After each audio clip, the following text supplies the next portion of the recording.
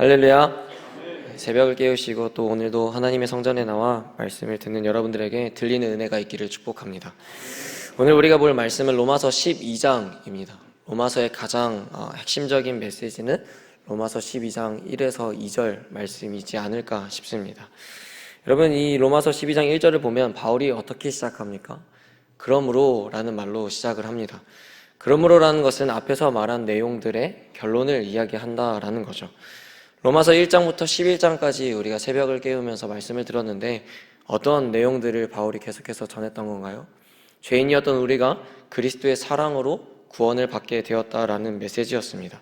그래서 바울은 죄인이었던 우리가 그리스도의 사랑으로 구원받았는데 구원받은 자로서 하나님 앞에 보여야 할 모습이 무엇인가를 결론으로 다시 이야기하고 있습니다. 로마서 12장 1절을 다시 한번 읽겠습니다. 시작. 그러므로 형제들아, 내가 하나님의 모든 자비하심으로 너희를 권하노니 너희 몸을 하나님이 기뻐하시는 거룩한 산 제물로 드리라. 이는 너희가 드릴 영적 예배니라. 아멘. 우리는 이 구절을 수없이 들어보았을 겁니다. 그러나 오늘도 이 말씀을 주시는 데는 분명한 이유가 있는 줄로 믿습니다. 본문 1절에서 가장 중요한 포인트는 무엇일까요? 거룩한 산 제물로 드리라 입니다. 보통 하나님께 제물로 드려지는 것은 다 죽은 제물이죠. 그런데 하나님은 산 제물로 드리라 라고 말씀하고 계십니다. 산 제물은 말 그대로 살아있는 채로 나를 드리라 라는 겁니다. 우리가 산 채로 하나님께 드려진다는 것이 과연 무엇일까요? 나는 살아있으나 하나님께 살아있는 채로 나아갔을 때 주님께서 나를, 그 교만했던 나를 죽이신다라는 의미지 않을까요? 무슨 말이냐면 바울이 표현했던 것처럼 우리가 살아있는 채로 하나님께 드려진다면 나는 죽으나 예수로 사는 삶으로 변화를 받게 된다라는 겁니다. 여기서 너희 몸을 바치라 라는 것은 단순히 우리의 육체만 바치라는 의미가 아니죠. 우리의 영과 혼과 육과 전인격적인 모든 영역들을 하나님께 바치라 라는 것입니다. 사랑하는 성도 여러분, 우리는 이 말씀을 수없이 들었습니다. 그리고 수없이 많이 읽어보았습니다. 저와 여러분들은 하나님께 그렇게 드려지고 있습니까? 영과 혼과 육과 전인격적인 모든 삶을 주님께 드리고 있느냐라는 겁니다. 세상 사람들은 믿는 그리스도인들을 욕할 때 이런 표현들을 합니다. 교회 다니는 사람들은 입만 살아가지고, 때로는 우리도 그런 표현들 속으로 하지 않습니까? 저 사람은 천국 가면 입만 있을 것 같다라는 부분들. 여러분, 우리가 그렇게 평가받는 이유가 무엇일까요? 하나님께 우리의 모든 삶의 영역들을 다 드리지 못해서이지는 않을까요? 믿는 자들이 하나님 앞에 자신의 몸을 산 제물로 주님께 드려야 되는데 어쩌면 우리가 하나님 앞에 입만 드리고 있는지도 모릅니다. 저부터서 그렇습니다. 내 몸을 하나님께 거룩한 산 제물로 드린다면, 그리고 드려졌다면요, 우리는 우리의 삶의 행동들이 달라질 수밖에 없습니다. 내 삶의 행동에 변화가 일어나지 않았다면 우리는 하나님 앞에 드리지 못하고 있다라는 겁니다. 앞에서 말했듯이 너희 몸을 거룩한 산 제물로 드리라 라는 이 표현은 단순히 너희의 육체를 내게 바치라 라는 것이 아니라 나의 생각과 몸과 이 육과 모든 생각과 영역들을 하나님께 다 드리라 라는 겁니다. 다시 말해 나의 매일매일의 삶, 먹고 자고 일하고 쉬는 그 모든 영역들을 빠짐없이 하나님께 다 드려야 된다라는 겁니다. 여러분, 우리는 그렇게 삶의 모든 영역들을 하나님께 드리는 자들이 되어야 합니다. 예배 때마다 나의 전부를 드리는 예배자가 되어야 한다라는 겁니다. 일주일에 한 번, 두 번 예배 자리에 와서 1시간 예배 드리고 나서는 하나님께 오늘도 저는 저의 전부를 드렸습니다 라고 착각해서는 안 된다라는 거예요. 때로는 우리가 봉사하고 교회에서 섬긴다고 해서 나의 전부를 드렸다라고 착각해서도 안 된다라는 겁니다. 앞에서 말했듯이 나의 전인격적인 모든 영역들, 우리의 삶의 모든 영역들, 가정과 직장과 어떠한 영역들까지도 하나님 앞에 거룩하게 드려지기 위해 힘쓰는 영역들이 다 있어야 된다라는 거예요. 단순히 교회에 국한되어서가 아니라요. 봉사를 하는 것보다, 전도를 하는 것보다 더 중요한 것은요, 나의 모든 영역들, 삶의 영역들로 돌아갔을 때 하나님께 내가 제대로 드려지고 있는가입니다. 매일매일의 삶에서 하나님께 나의 전부를 드리는 삶을 살아내지 못한다면 우리가 교회에서 봉사하고 섬기는 모든 것들은 율법을 자랑하고 자신의 의의를 드러내는 것에 집중한 바리새인들과 별 다를 게 없는 것입니다. 여러분, 우리의 몸을 하나님께 거룩한 산 제물로 드리시기를 축복합니다. 그 어떠한 것보다 그 일에 우리는 가장 힘써야 되는 것입니다. 그렇다면 우리는 왜 그렇게 거룩한 산 제물로 모든 영역들을 주님께 드려야 하는 걸까요? 대체 왜? 오늘 본문을 보면 세 가지로 볼 수 있게 되는데요. 첫째로는 1절에 기록된 것처럼 그게 하나님이 기뻐하시는 일이기 때문입니다. 여러분, 하나님을 기쁘게 하는 자들이 되기를 원하십니까? 하나님을 믿는 자들이라면 누구든지 하나님을 기쁘게 하고 싶을 겁니다. 오늘 말씀에서 하나님을 기쁘게 하기 위해선 우리의 몸을 거룩한 산 제물로 드리라 라고 명시하고 있습니다. 그래서 우리는 하나님께 거룩한 산 제물이 되어야 하는 겁니다. 왜요? 그게 하나님께서 기뻐하시는 일이라고 말씀하셨기 때문이요. 우리의 일부를 드리는 것도 하나님은 기뻐하실 겁니다. 그러나 그분은 또 기다리고 계실 겁니다. 무엇을요? 우리의 전부를 드리는 것을요. 그게 하나님을 가장 기쁘게 하는 것이며 그것이 하나님께서 가장 애타게 기다리시는 것일 겁니다. 내 전부를 드린다는 것은 굉장히 거창하게 느껴지면서도 부담스럽게 느껴지기도 합니다. 그러나 우리의 삶의 목적이 무엇일까요, 여러분? 하나님을 기쁘게 하는 삶 아닙니까? 그게 전부이지 않아요? 아멘이 안 나오는 거 보니까 아니신가 봅니다. 그게 우리의 삶의 목적이고 전부입니다. 하나님을 기쁘게 하는 것보다 우리가 무엇을 더 기쁘게 하는 게 우리의 삶의 목적이 되겠습니까? 여러분, 하나님을 기쁘게 할 수만 있다면 우리는 뭐든 해야 됩니다. 여러분들이 자녀를 혼내는 이유도 그런 영역들이 있지 않습니까? 자녀의 도리는 사실 부모를 기쁘게 하는 것이 당연합니다. 당연. 이처럼 우리도 우리의 아버지 되시는 하나님을 기쁘게 하기 위해선 거창해 보이고 부담스럽게 느껴져도 나의 전부를 그분께 드려야 하는 겁니다. 왜요? 우리 아버지께서 그게 가장 기쁘다고 하시니까요.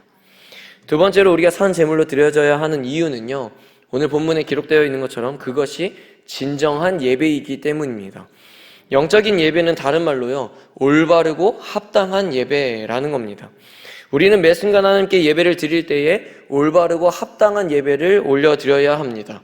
그래서 우리는 매 순간 하나님께 나의 전부를 드려야 되는 것이죠. 오죽했으면 우리 목사님께서 전부를 걸어라라는 책을 쓰셨겠습니까?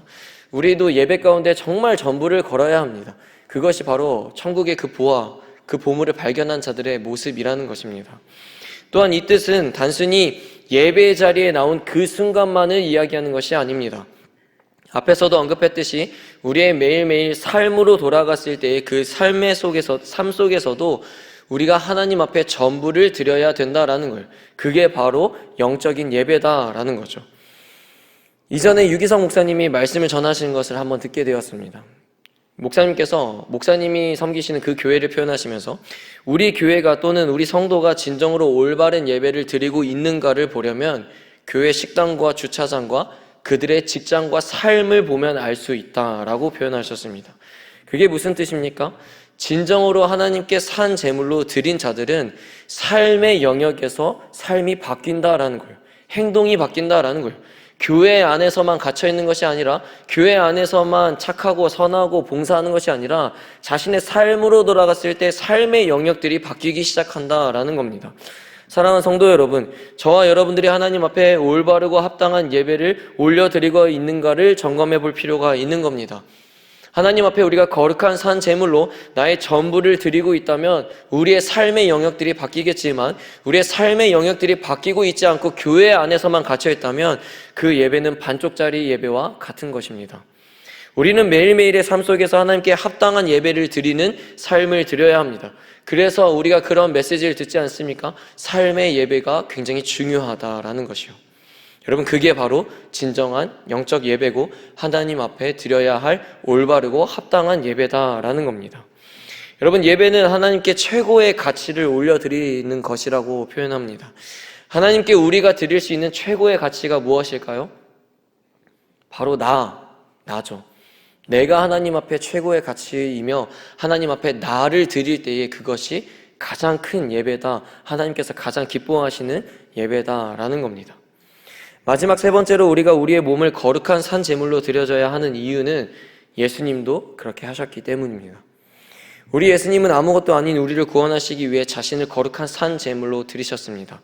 이 땅에 오신 이유도, 그분께서 죽으신 이유도, 그분께서 부활하신 이유도 다 우리를 위함이었습니다. 즉 예수님은 전부를 드리셨다라는 거죠. 우리도 예수님을 닮아가기 원한다면, 그분을 따라가며 살기를 원한다면 그분처럼 우리도 거룩한 산 제물로 드려져야 되는 것입니다. 예수님께서 죽으시고 우리가 살게 된 것처럼 이제는 우리가 산 제물로 되어 예수의 형상을 닮아가는 자들이 되어야 되는 것입니다. 그렇다면 산 제물로 드린다는 것에 있어서 조금 더 구체적인 내용이 2절에 기록되어 있습니다. 앞에서는 거룩한 산 제물로 드려져야 되는 이유에 대해서 이야기를 했습니다. 그럼 조금 더 구체적으로 거룩한 산 제물로 드리는 삶이 과연 무엇이냐, 그걸 알면 우리가 그렇게 좀 살아가려고 노력하지 않겠습니까? 2절을 함께 읽어보도록 하겠습니다. 2절입니다. 시작. 너희는 오직 마음을 새롭게 함으로 변화를 받아 하나님의 선하시고 기뻐하시고 온전하신 뜻이 무엇인지 분별하도록 하라. 아멘. 조금 더 구체적으로 산 제물로 드려지는 삶이 어떤 삶이냐, 다시 세 가지로 나누어지게 되는데, 2절에 기록된 것처럼 첫 번째는 이 세대를 본받지 않는 삶을 말하는 겁니다. 매번 듣는 말씀이시겠지만 여러분, 지금의 세대는 참으로 본받을 게 하나도 없는 세대에 우리가 살고 있습니다. 그리고 또는 다른 의미로 사람들은 굉장히 트렌드에 민감합니다. 이게 유행이라고 하면 우르르 다 쫓아가서 그 유행을 따라갑니다. 시대에 뒤처지지 않으려는 몸부림이죠. 그러나 우리는 시대에 뒤처지지 않는 몸부림을 할 때가 아닙니다. 세상 유행을 따라다닐 때가 아니라는 겁니다. 본문에 본받지 말라라는 건요, 지금의 세대를 닮아가지 말라는 거며 지금 이 세상에 속한 자가 되지 말라라는 것입니다. 우리는 이때의 예수 그리스도를 더욱 본받는 삶을 살아야 하며 세상을 쫓고 세상에 속한 자가 아니라 하나님 나라를 쫓고 하나님에게 속한 자들이 되어야 하는 것입니다. 물론 세상 속에서 세상의 풍조를 따르지 않고 하나님께 속한 사람으로 살아간다는 것은 참으로 힘든 일입니다. 그렇지 않습니까? 남들은 다 하는데 난 하지 않아야 되며, 남들은 다 가는데 난 가지 않아야 되며, 남들은 다 더 잘 되는데 난 잘 되지 못하는 것처럼 느껴지기도 합니다. 그러나 분명한 것은요, 세상을 따르는 삶은요, 반드시 망하는 길을 걷는 것이며 하나님의 원수로 살아가겠다라는 암묵적인 다짐인 것입니다. 야고보서 4장 4절입니다. 함께 읽겠습니다. 시작. 가늠한 여인들아, 세상과 벗된 것이 하나님과 원수됨을 알지 못하느냐? 그런즉 누구든지 세상과 벗이 되고자 하는 자는 스스로 하나님과 원수 되는 것이니라. 아멘.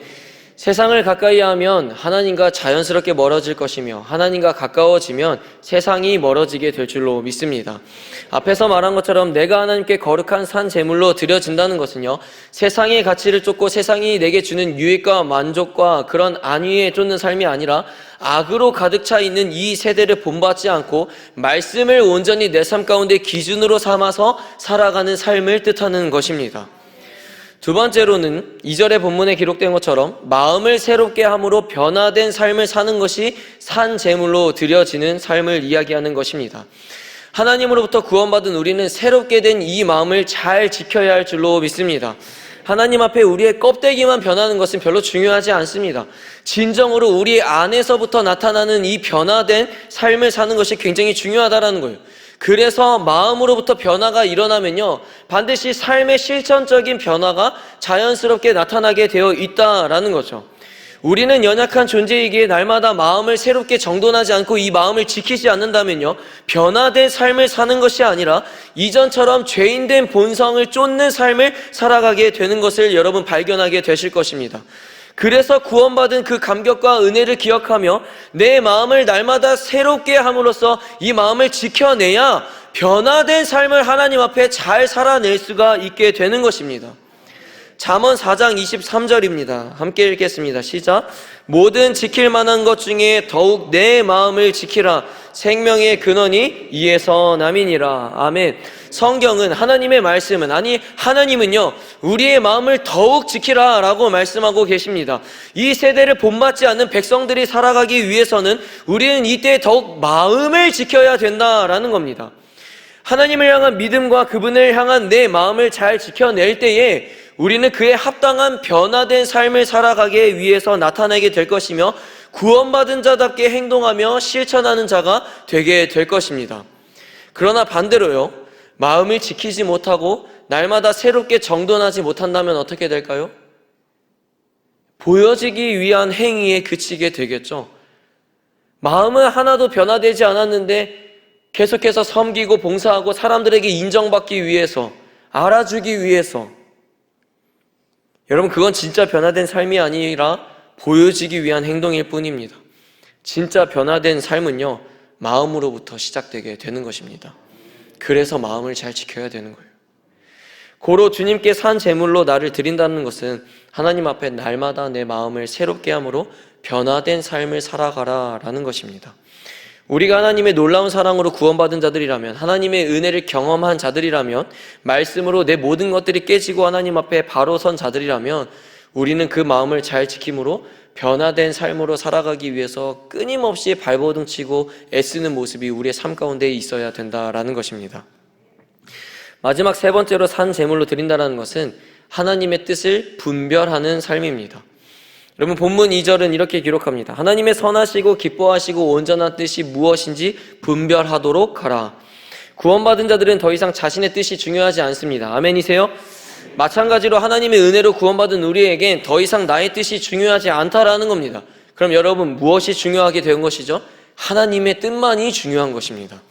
어차피 내게는 선한 것이 없는데 내 뜻과 내 생각과 내 마음이 무엇이 중요합니까? 내 의견이 무엇이 중요합니까? 내가 결정하는 것이 무엇이 중요합니까?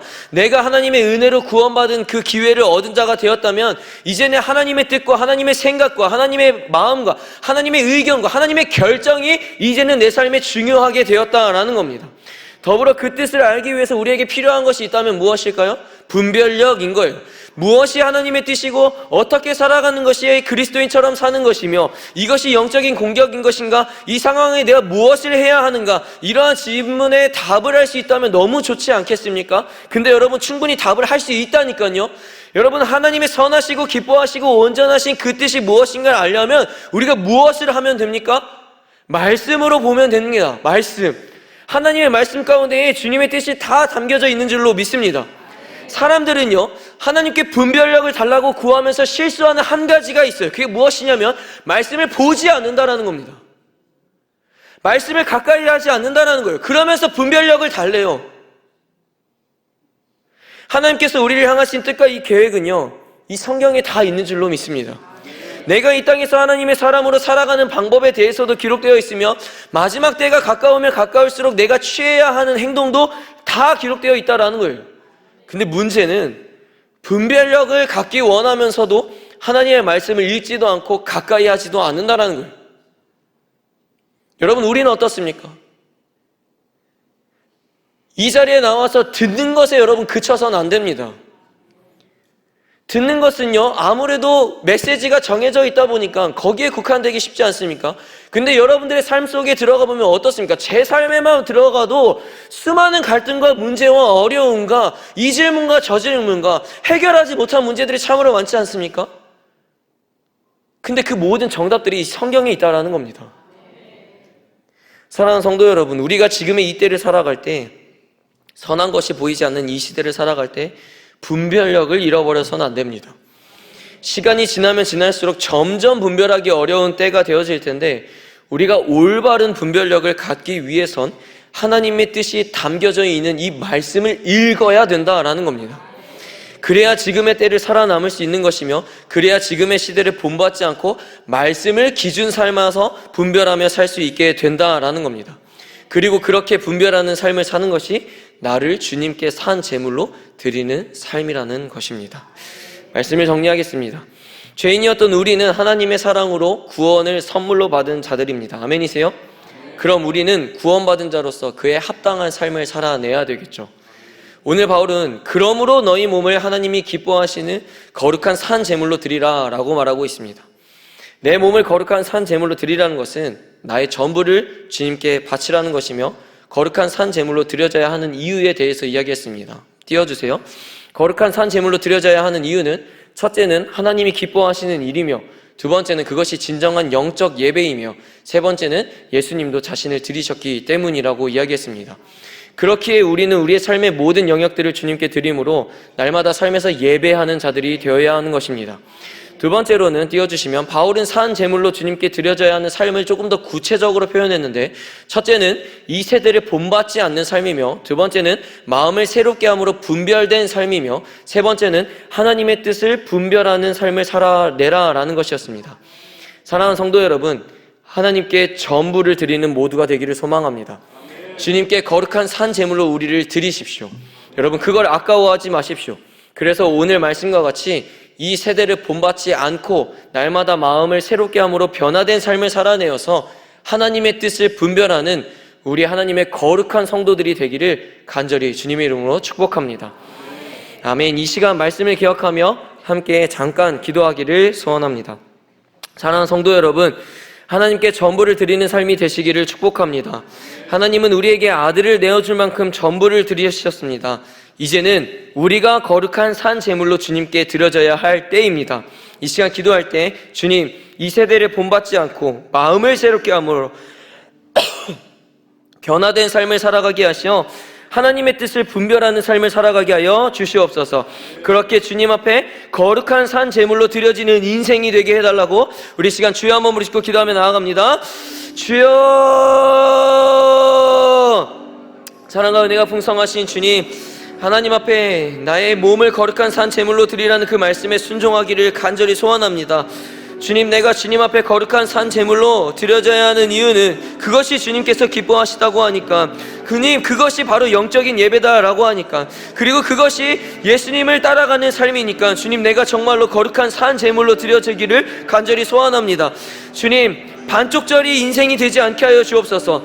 내 몸의 반쪽만 드리는 삶이 아니라 나의 전부를 드릴 수 있는 삶이 될 수 있도록 주님, 믿음과 용기를 더하여 주시옵소서. 주님, 그 산 제물로 드려진다라는 것은 오늘 바울이 얘기했던 것처럼 이 세대를 본받지 않는 삶입니다. 주님, 이 세대는 더욱더 본받을 것이 없는 삶으로 살아가고 있을 때에 주님, 더욱더 내가 깨어 있으므로 이 세대를 본받지 않고 하나님께서 나에게 주신 그 마음을 지킴으로써 변화된 삶을 살아갈 수 있도록 몸부림치며 애쓰며 살아가게 하여 주옵소서. 주님, 그 삶이 쉽지 않은 거 압니다. 그럼에도 불구하고 몸부림치며 애쓰며 성령을 의지하며 주님의 말씀을 내 삶 가운데 기준 삶아서 살아가게 하여 주시옵소서. 그래서 하나님의 뜻을 분별하면서 이 세대 가운데 어떻게 살아가는 것이 하나님의 성도된 삶이며 어떻게 살아가는 것이 그리스도인의 합당한 삶인지를 주님 깨어서 분별하게 하시어서 하나님, 그런 삶을 살아낼 수 있게 주님 함께 동행하여 주시옵소서. 그 삶을 살아갈 때에 주님 넘어질 때도 있을 것입니다. 그럴 때마다 하나님, 나를 일으켜 주시옵시고 말씀으로 회복되게 하시고 아버지 예배로 회복되게 하여 주시옵소서. 이 삶을 더욱더 하나님 앞에 가치 있는 삶으로 살아갈 수 있도록 주님 그렇게 함께하여 주시옵소서. 사랑과 은혜가 풍성하신 하나님, 오늘도 들을 길을 허락하시고 말씀이 들리는 은혜를 우리의 삶 가운데 주심에 감사드립니다. 주님, 죄인이었던 내가 이렇게 주님 앞에 예배할 수 있고 구원받을 수 있었던 것은 다 하나님의 전적인 은혜임을 고백합니다. 주님, 이제는 하나님을 기쁘게 하는 일이 무엇인지를 알았사오니 이젠 구원받은 자답게 하나님께 나를 기꺼이 드리는 인생이 되게 하여 주시옵소서. 그것이 진짜로 하나님께 드리는 예배임을 깨닫게 하시어 지금의 이 세대를 본받지 않으며 날마다 마음을 새롭게 함으로 변화된 삶을 살아가기 위해 발버둥치며 하나님의 뜻을 갈망하며 분별할 줄 아는 하나님의 백성이 되게 하여 주시옵소서. 주님, 오늘 주신 이 말씀을 기억하며 오늘 하루를 승리하게 하여 주시옵시고 오늘의 내 삶 가운데서도 하나님 반드시 동행하여서 승리하는 삶을 살아내게 하여 주시옵소서. 그렇게 주님께서 일하실 줄 믿으며 예수님의 이름으로 간절히 기도리옵나이다. 아멘. 주여, 주여, 주여. 주님, 이제는 말씀을 들고 세상으로 나아갑니다. 하나님, 주님께서 주셨던 이 말씀을 내 안에 잘 새겨내게 하여 주시옵시고 하나님, 말씀을 듣는 것에서 반드시 그치지 않게 하시고 말씀을 삶으로 살아내게 하여 주시옵소서. 그래서 오늘도 오늘 하루를 살아갈 때에 이 세대를 본받지 않게 하여 주시옵시고 하나님이 오늘 나에게 주셨던 이 마음을 잘 지켜내고 말씀으로 마음을 새롭게 하였으니 변화된 삶을 살아내게 하여 주시옵소서. 더불어 하나님의 뜻을 분별하는 삶을 살아낼 수 있도록 주님, 오늘의 이 삶 가운데서도 주님 부디 나와 동행하여 주시고 함께 일하여 주시옵시고 하나님의 영광을 높일 수 있는 삶을 살아내게 하여 주시옵소서. 주님, 그렇게 삶을 살아내기를 원합니다. 하나님의 말씀대로 살아내기를 원합니다. 주여, 오늘의 삶 가운데 반드시 하나님의 은혜를 강권적으로 부어 주시옵시고 하나님께서 내 삶 가운데 반드시 일하여 주시옵소서.